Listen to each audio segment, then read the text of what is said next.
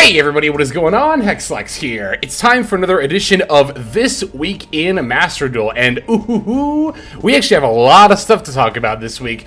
It was a little bit surprising, the update that got dropped on us.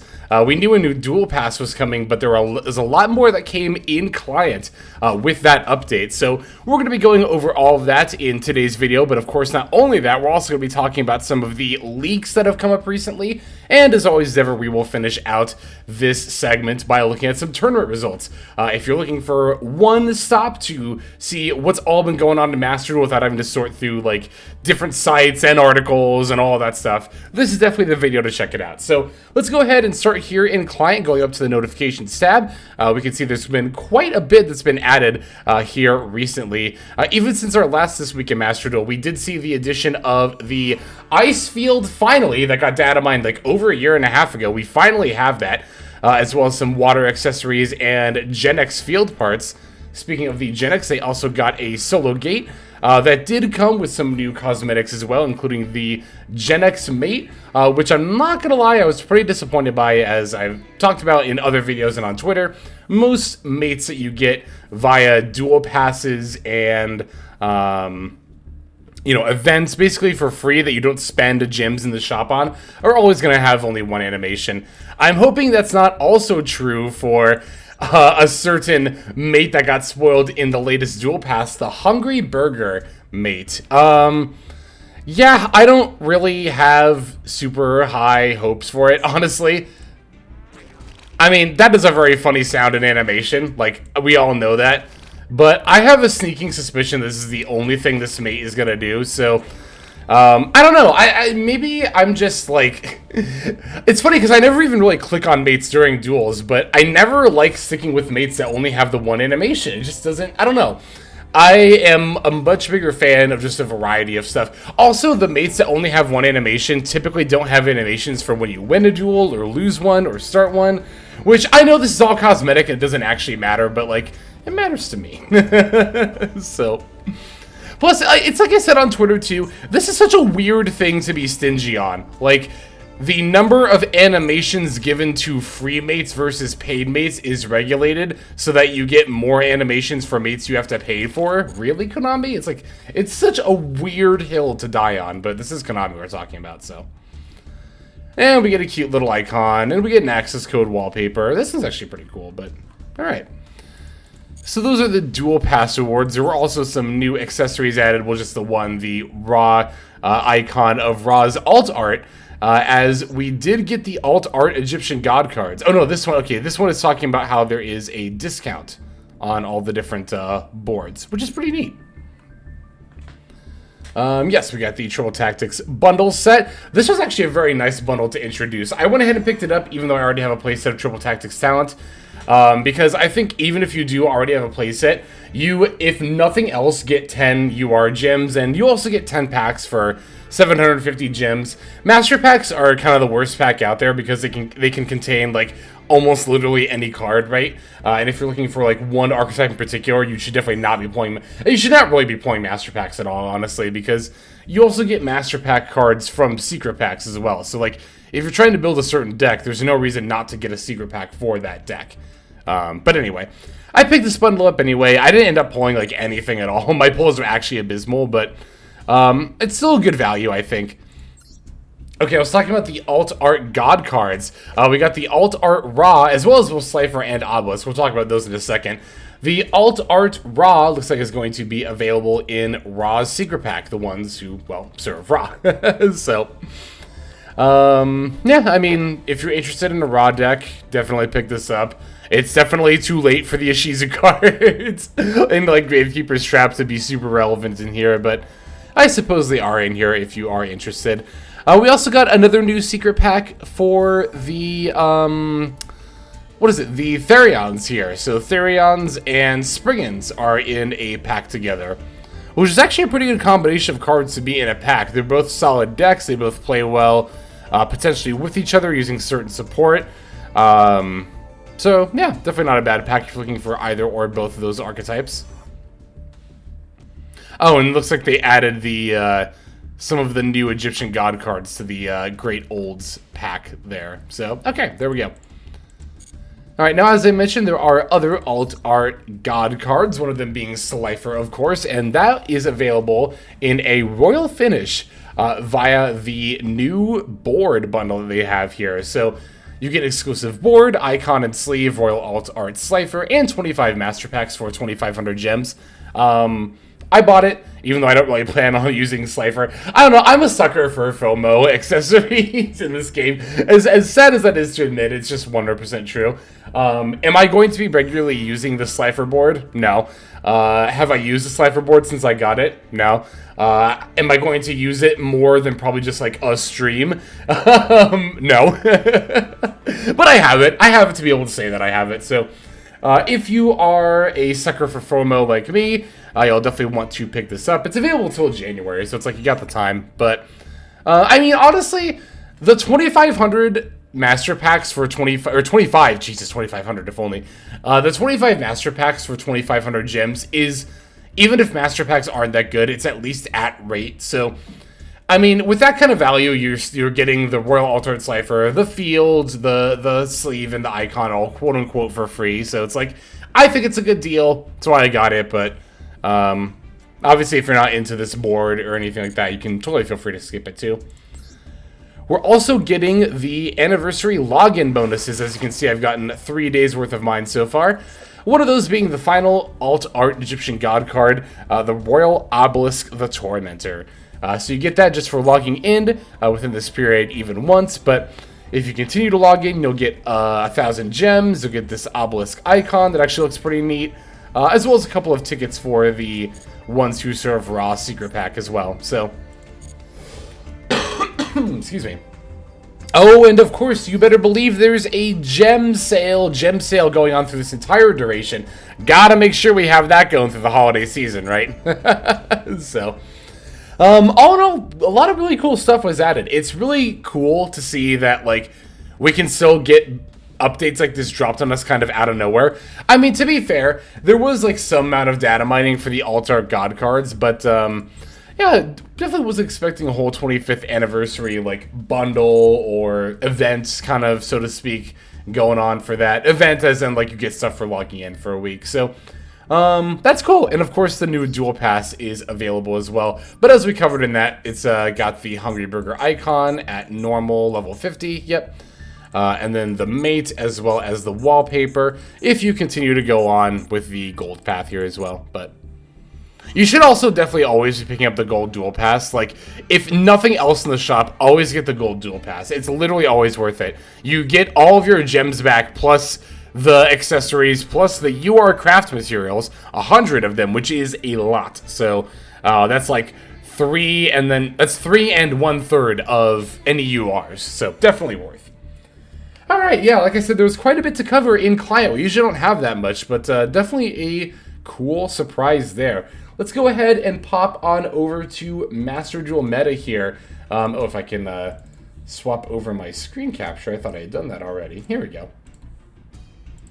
Okay, so we had a couple of rounds of leaks that we'll go over both of them, but the first and biggest one we're going to go over is Monium. Monium is coming. That is going to be the Synchro Visas deck, the Light Visas deck as well. The deck is pretty interesting. I don't know a whole lot about it. I know bits and pieces about it. I really just need to, like, do a deep dive for myself into what all the different cards and plays are all about. But we'll go over all the cards for Monium now. But really, as far as like how the deck is built and played, Monium, unlike the other Visas archetypes, is less played pure. I guess to be fair, there's like Scareclaw, Kashira, right? Is like an archetype kind of, but, or at the very least, Scareclaw plays a fair amount of Kashira cards. But from what I understand, the Monium deck seems to be more of like a Visas pile, so to speak. Like, you're going to be playing Monium cards, but also a fair amount of Scareclaw cards, some Kashira stuff, and then Visas Starfrost himself. So, definitely going to want to be picking those up. If you're interested in this deck, definitely start working on like Scareclaw and trying to get Rise Hearts, or not Rise Hearts, Visas, Jesus, Visas Starfrost himself, because I believe he's also a UR, but he might also be in this pack, to be fair. Maybe you might want to wait on the Visas itself, but if you're very interested in Monium, definitely start working on getting Scareclaw stuff now if possible. I would definitely recommend that. Notably, there are just quite a few Scareclaw cards in that deck. But let's go over each of the Monium cards here right now. So their main boss monster, I'm struggling to remember the copy-paste, otherwise I'd say it here, but Monium Prime Heart's a light level 10 Fairy Synchro. Interestingly enough, its requirements for a Synchro Summon are 1 or more tuners plus 1 light monster. Note the verbiage of 1 light monster. It does not say 1 light non-tuner monster, which means you could use entirely 10 stars worth of tuners in order to Synchro Summon this thing. And it seems like in some cases they actually do expect you to do that. Let's read the effect. It's got 3k attack and a defense. This card can attack a number of times each battle phase up to the number of tuners used for its Synchro Summon.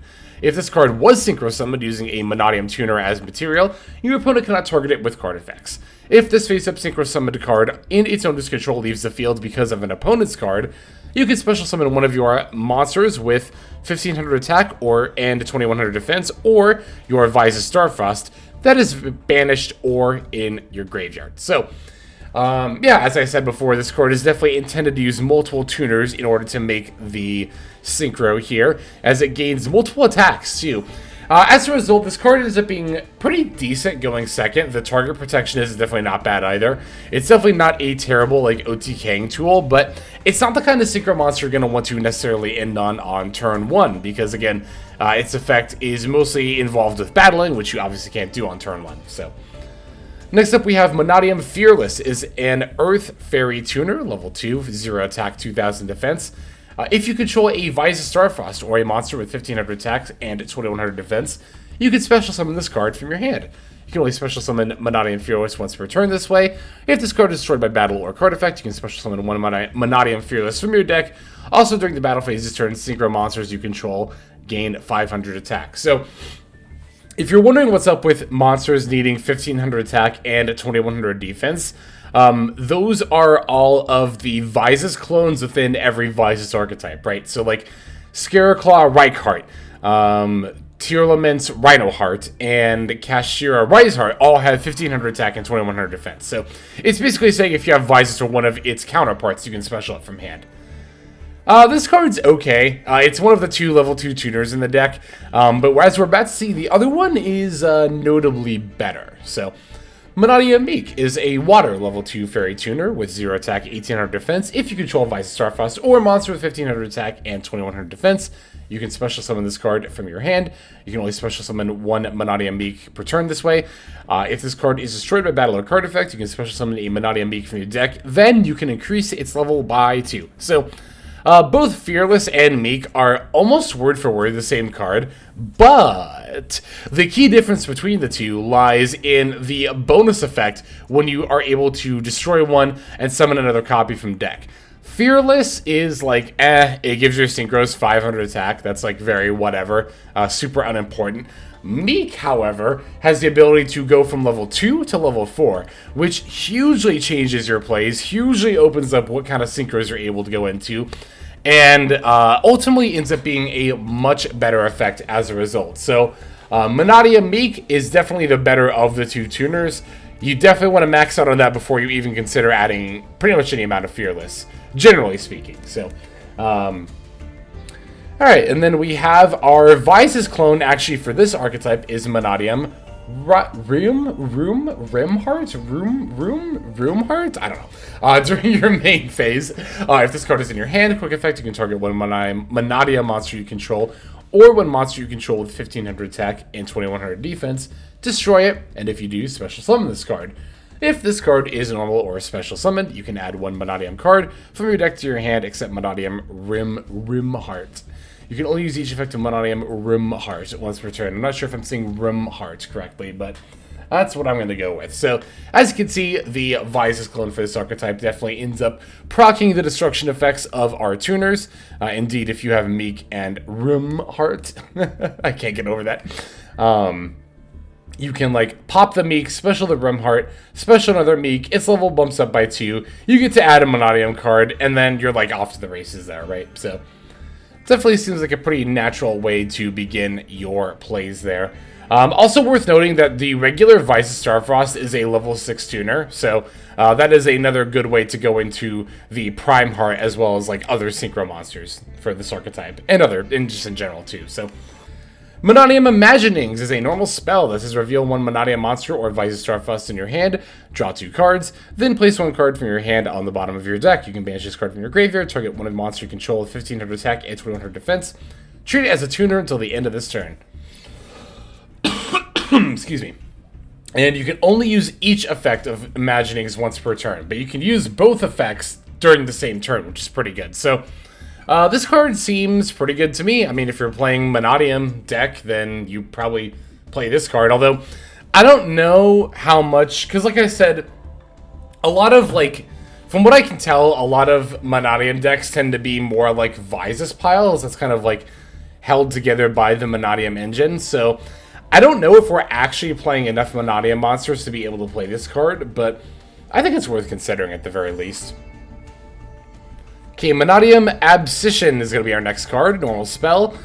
Target a monster you control, destroy it, and if you do, add a Peaceful Plant Calarium from your deck to your hand, or if you control Peaceful Plant Calarium, you can add a Monium spell or trap card instead, except a Manum Absis. You can banish this card from your graveyard, special summon a Visas Starfrost, or a monster with 1500 attack and 2100 defense from your hand. You can only use each effect once per turn. So, we'll go ahead and jump over straight to the field spell, because I want to evaluate that before we can assess exactly how good this card is. So, Monium's field spell, Peaceful Planet's Calarium. When this card is activated, you can add a Monium monster or one Visas Starfrost from the deck to your hand.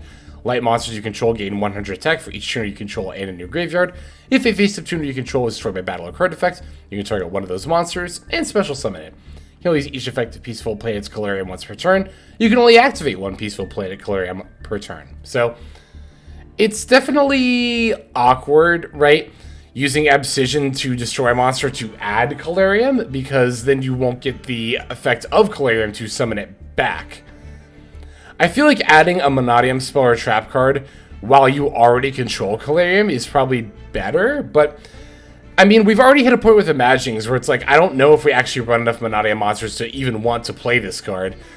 And the Monium trap cards are like fine, but like, I just don't know if any of these spell and trap cards are like so good that I want to play this card to pop one of my monsters to add one. And again, that's assuming I control the Peaceful Planet Calarium. Because again, I don't think using this card to pop one of your monsters and add a Calarium is generally worth it, when you could be getting the beneficial effect of Calarium as well. Calarium, on the other hand, is obviously fantastic, being not only the quintessential field spell Rhoda, but it's also a cool lore thing, right? Like, obviously it can summon back monsters that are destroyed by card effect or battle, because Monium is about popping its own tuners by card effect, but it's also a really cool lore tidbit that Monium is the most peaceful of the Visas, like, tribes, right? And all the other Visas field spells involve destroying a card if you fulfill a condition, right? For Raitsoth, the Kashira one, it's if you use Shangri-Ira's effect. For the Tier Limit one, for Perla Rhino, it's if you shuffle a tier monster back. And then for Scareclaw, it's if there's so many defense mode monsters on the field. But Calarium, the more peaceful ones, again, are about destroying or reviving the cards that have been destroyed rather than destroying them. Sorry, just lore. I had to lore nerd out a little bit. I thought that was really neat. But Calarium, to me, seems to be the most obviously best Monium spell trap support.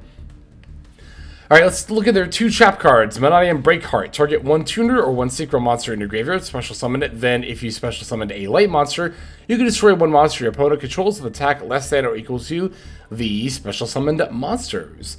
If Visas Starfrost, or a monster with 1500 attack and 2100 defense, you control to destroy a battle or card effect, you can manage this card instead. You can only activate each of these effects once per turn. And this card's like, meh, it's okay. It's not that great, I don't think. The Resurrection and a pop in one effect is neat, but I don't think it's good enough to warrant actually playing this card. So, they have a counter trap as well, Monium Reframing. When a spell or trap card or monster effect is activated while you control a synchro monster, negate the activation. Then, if you have Visas Starfrost or a monster with 2100 attack, or 1500 attack and 200 defense, rather, on your field or in your graveyard, you can destroy that negated card. You Banish this card from your graveyard. You can banish this card from your graveyard, then target up to 3 Monium monsters in your graveyard, shuffle them into the deck, can only use each effect once per turn. So, this one is a little bit more compelling to me, not just as Monium support, but like, I don't know, Synchro monsters in general, gaining access to a counter trap and negate is not bad by any means. Now, of course, unless you're actually on Monium / Vysis clones in your graveyard, you don't destroy the card you negate, you only negate it. But I think this card is more interesting than some of the other ones. Maybe you play a copy of it. I don't know. Again, I'm not going to claim I'm an expert on Monium. In fact, far from it. I need to do a lot of research on how the deck is built. But going off my own instinct, not knowing the combo lines, or only very vaguely knowing how the deck plays, I can tell you Prime Heart's not a bad synchro to include. I don't think you need it, but it's definitely not bad. Monium Meek is really, really good. I would definitely max out on this before playing Fearless. Fearless might not be bad to play if you need more Monium tuners, but Meek definitely seems to be the better one. Rumheart seems really good. Calarium seems really good. Reframing seems like it might be okay. And then their other spell and trap support I think is just like too mid, honestly. Like Imaginings, maybe if we end up playing enough Monium monsters, but I don't think that we end up doing it because again, I want to max out on Rumheart.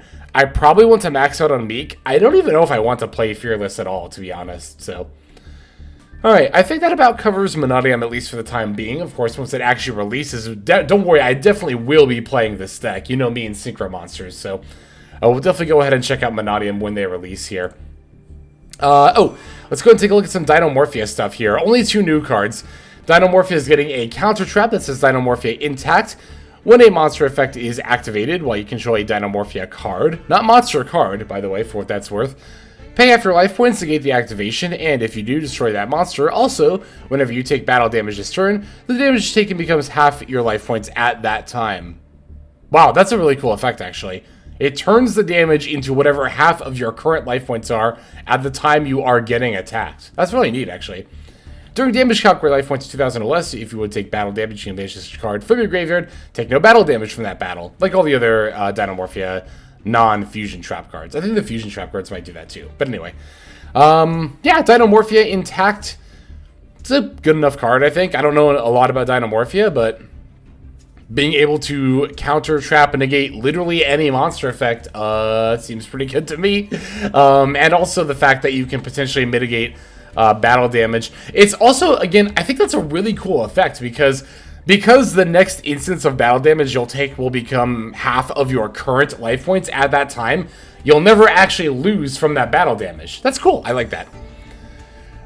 So the other card we have here is not actually a Dino Morphia card. It's actually part of a different archetype from what I understand that I think we might be seeing in this pack. But this is Transcendosaurus Gigantozauler. There we go. Level 12, Dinosaur Fusion. Fusing from any dinosaur monster and any normal monster. 3,800 attack, 2,000 defense. If this card is special summoned, you can target one dinosaur monster in your graveyard, add it to your hand, and then if this card was special summoned from the graveyard, you can destroy 2 cards, one from your hand and field, one your opponent controls. If this card is destroyed, you can shuffle one or more monster from your graveyard into the deck, and then you can special summon this card. You can only use each effect of Transcendosaurus Gigantozauler per turn. So, no, that's kind of neat. The thing here, though, is that while this doesn't specifically mention any other archetype, I thought this was part of the Transcendrake archetype. Or is it called Transcendosaurus in TCG? But either way, there is an archetype of dinosaur monsters that are focused on utilizing, like, old-school vanillas. Like, I think Megazauler is the name of the card this one's based on. That's, like, an old-school vanilla dino, right? So, it's kind of like retrains / extra deck versions of those monsters. I think it's interesting we're seeing this Gigantozauler in a Dino Morphia league, and that we're not getting a Transcendrake league. I don't know if that means we're not getting that whole archetype, but I'd be really surprised if we got this and none of the rest of the deck. I don't know.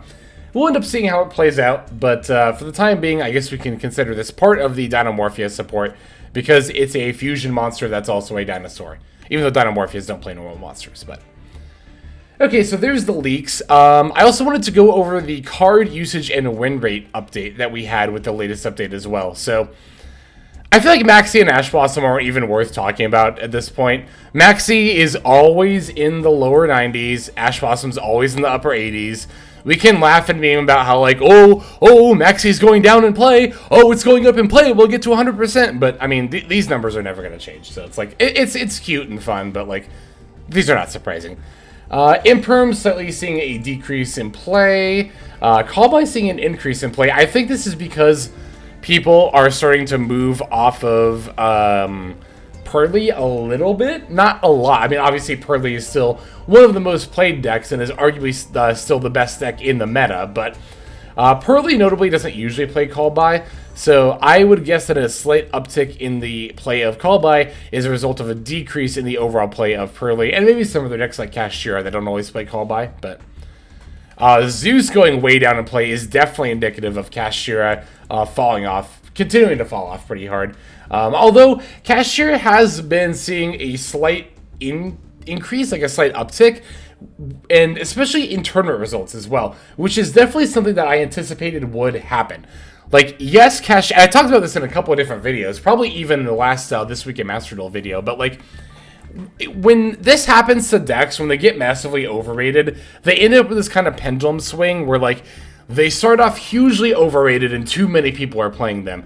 Then, once the community, by and large, realizes the deck isn't as good as they thought, then the deck will kind of swing the opposite direction of the pendulum, where they will see a sharp decrease in play.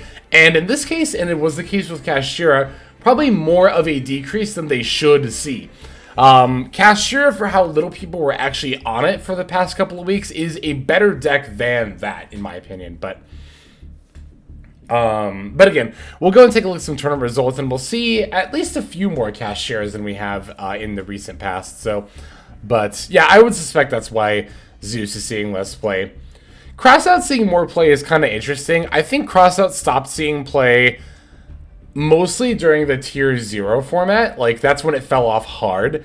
Because, like, it's weird, right? You would think that card... I remember MBT saying multiple times, like, how does a card that's Quick Play Solemn Judgment not see play in every tier limit deck if you always expect to face the mirror?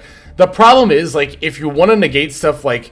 especially the fusers, you gotta banish your own fuser to do that, which makes it less likely for you to be able to mill it and then fuse yourself. So Crossout Designator actually kind of ends up not being good in exactly a tier limit mirror match.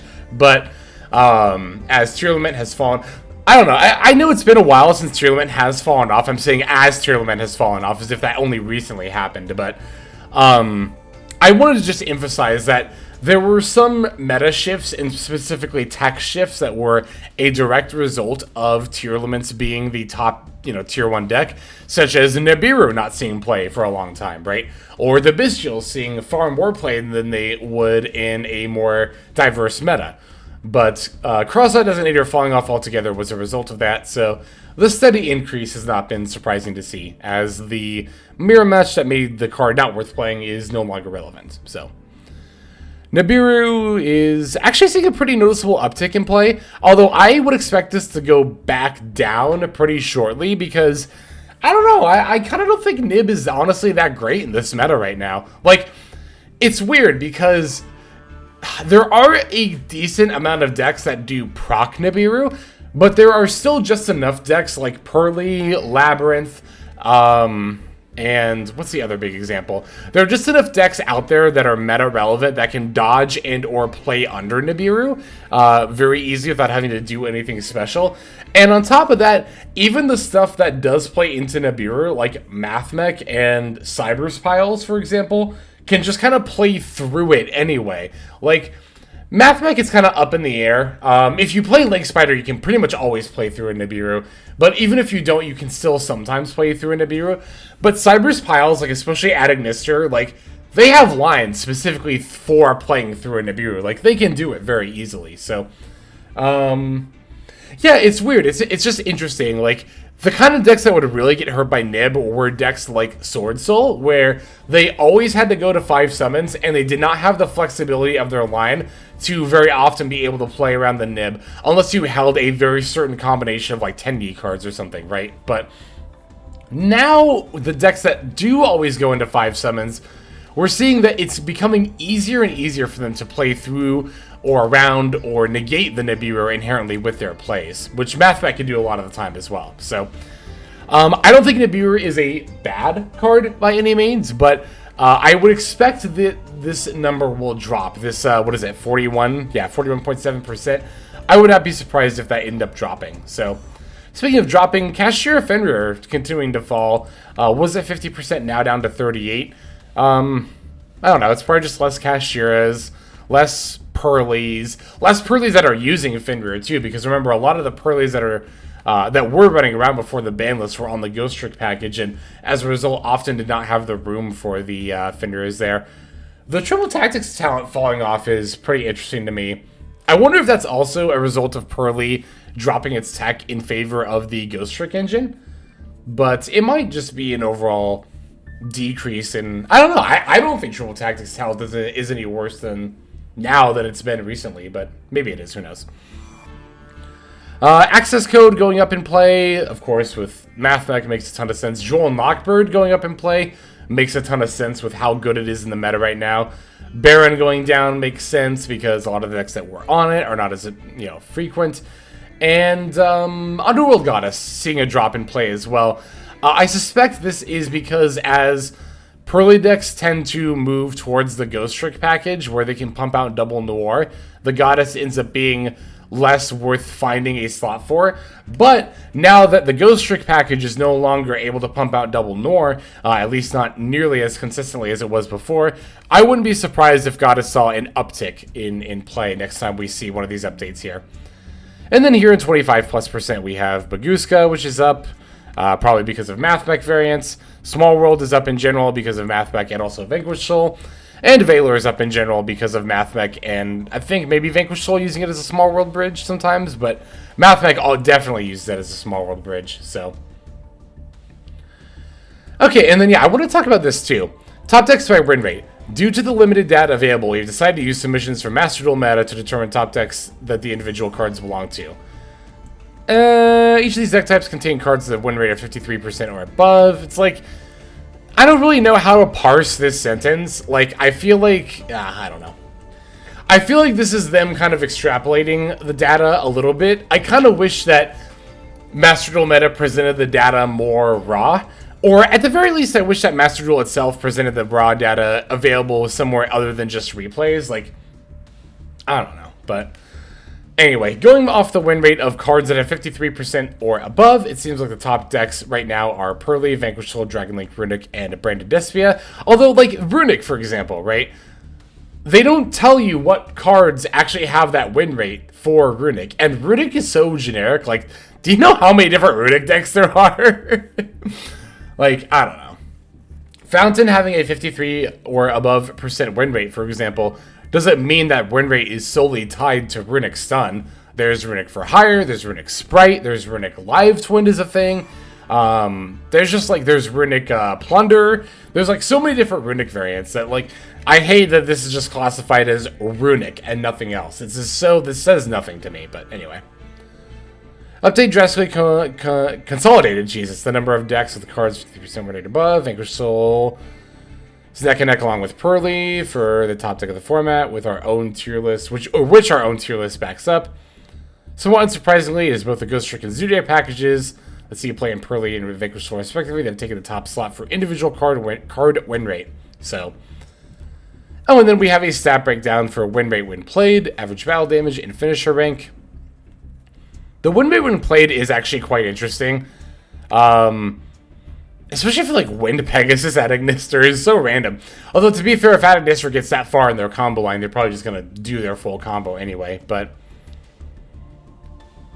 Hot Red Dragon Archfiend Abyss is actually a very interesting one as well, considering this is usually a part of turn 1 end boards. But if you make this card, then you are 80% likely to win the duel, which is kind of rad. Cupid Pitch is also a very... I wonder if I've won 80% of my duels where Cupid Pitch was played. I kind of think that's not the case, but that could also just be, like, personal bias. But this is all fun information if you want to look at it. I'm running shorter on time than I thought I would be. This is going on longer than I thought, so I'm going to rather briefly go over the tournament results from this week. MathMech won the MCS, yay. And also, I Wish I Was Dead topped the MCS with Ignister again. Yay! Go I Wish I Was Dead. Hell yeah. That's awesome. Otherwise, we saw a lot of the stuff that we would expect to see in like the MCS top cut, right? What was interesting is that Vanquish Soul was the most represented deck by far in the field, which really surprised me. Like, it doesn't surprise me to see 2 Vanquish Souls in the top 16, but it surprised me that there were more Vanquish Souls than Pearly, than MathMech, than Labyrinth, than Dragon Link, because I'm not gonna lie, I think those 4 decks are all better than Vanquish Soul, but I guess this tournament result kind of confirmed that as well. DK Meta Weekly had a couple of Ad Ignister lists. Yes, let's go. The deck finally starting to see proper representation. Thanks, I think, almost solely in part to I Wish I Was Dead, but you know. And then, yeah, we're seeing some Kashira actually pop up here. So again, Kashira is actually starting to see some amount of tournament tops, which is kind of expected, honestly. I expected it anyway. Some people might, again, be like, what? This deck is actually good? And it's like, here's the thing. If before it came out, you thought Kashira was going to be broken, and then if a couple weeks later you thought Kashira was a terrible non-tiered deck, stop listening to the majority and form your own opinion. Like, honestly, that's kind of what it boils down to with a lot of the pendulum swinging that I was talking about of whether a deck sees play or not. Don't let people tell you a deck is going to be absolutely broken when it's about to be released. And don't let people tell you that a deck is absolutely garbage when it doesn't have any tournament tops. Because there are a lot of the times where a deck that is quote-unquote a surprise deck that comes out of nowhere and takes the meta by storm was actually good the entire time. It's just that the majority of people weren't on it because the majority of people weren't talking about it. So, I mean, of course, it definitely does not hurt to pay attention to what people are saying, but do not solely follow what the majority are saying for your Yu-Gi-Oh! Opinions. I have said this many times, but I implore you to expand your mind, think for yourself, and form your own opinion. But, and then, yeah, a couple of Kashiras in this 100-person China tournament as well, the China Master Duel Taiba Weekly. I'm sure I butchered that pronunciation. Apologies if I did, but... and then Tri-Sprite. A lot of Tri-Sprite. A lot. 2 Tri-Sprites. 1 Tri-Sprite. Listen, the deck getting second place in a 100-person tournament is a lot of Tri-Sprite going around. That's for sure. So, that's cool to see as well. But, yeah, wow. Definitely did not intend for this video to be quite this long. So, I'm going to go ahead and wrap it up here. And let's go ahead and move now to our outro. Alright everybody, that's going to do it for this video. Thank you for watching it all the way to the very end. That means a whole lot to me, and it's also a fantastic way to support the channel. And if you're interested in supporting the channel in other ways besides YouTube, there are plenty of ways to do that. If you check out the description below, you'll find a bunch of links down there. One of them goes to my Patreon. You're actually seeing the names of everyone subscribed to the Patreon on the screen right now. So if you're interested in getting your name in the credits here at the end, if you want to see more daily Master Duel content, or if you're interested in one-on-one private coaching sessions, I offer all of that on Patreon. I also stream live on Twitch. Feel free to go ahead and click that link and follow and or subscribe there. I also have the Discord community, if you want to follow that link, where hundreds of duelists have already signed up. Free to join, and you can just come hang out, talk about the game, and chill in general. Final link that's going to be in the description is my Twitter. You can follow that if you want some more notifications of what's happening with the channel. So, all in all, thank you all so much for watching, and I hope you have a fantastic day.